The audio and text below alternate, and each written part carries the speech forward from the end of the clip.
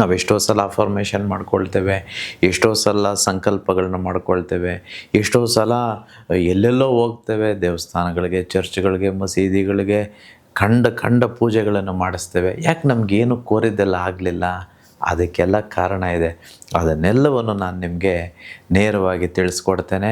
ವಿಶೇಷವಾಗಿ 36 ದಿನದ ಲಕ್ಷ್ಮೀ ಕುಬೇರ ವ್ರತ ಏನು ಮಾಡ್ತಿದ್ದೀವೋ, ಲಕ್ಷ್ಮೀ ಕುಬೇರ ವ್ರತ, ಆ ವ್ರತವನ್ನು ಯಾರು ಮಾಡ್ತಾರೋ ಅವರು ಎಲ್ಲರಿಗೂ ಧನ ಪ್ರಾಪ್ತಿಯಾಗುತ್ತೆ. ಅವರೆಲ್ಲರೂ ದುಡ್ಡನ್ನು ಆಕರ್ಷಣೆ ಮಾಡುವಂಥ ಅಯಸ್ಕಾಂತವಾಗಿ ಪರಿವರ್ತನೆ ಆಗ್ತಾರೆ. ಒಂದಂತೂ ಸತ್ಯ ರೀ, ನಮಗೆ ಈ ಚಿಟ್ಟೆಗಳು ಬರಬೇಕು, ಈ ದುಂಬಿಗಳು ಬರಬೇಕು ಅಂತಂತೇಳಿ ನಾವು ಹುಡುಕೊಂಡು ಚಿಟ್ಟೆ ತೆಗೆದುಕೊಂಡು ಬರೋದು ಬೇರೆ. ಎಲ್ಲೆಲ್ಲೋ ಇರುತ್ತೆ ಗಾರ್ಡನಲ್ಲಿ.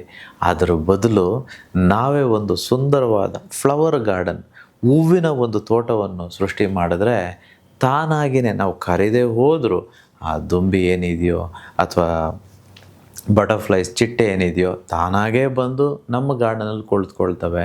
ಈಗ ನಮಗೂ ದುಡ್ಡು ಆಟೋಮ್ಯಾಟಿಕ್ಕಾಗಿ ಅಟ್ರ್ಯಾಕ್ಟ್ ಆಗಬೇಕು ಅಂತಂದರೆ ನಾವು ಫಸ್ಟು ದುಡ್ಡನ್ನು ಅಟ್ರ್ಯಾಕ್ಟ್ ಮಾಡಿಕೊಳ್ಳುವಂಥ ಫ್ಲವರ್ ಆಗಿರಬೇಕಲ್ವ.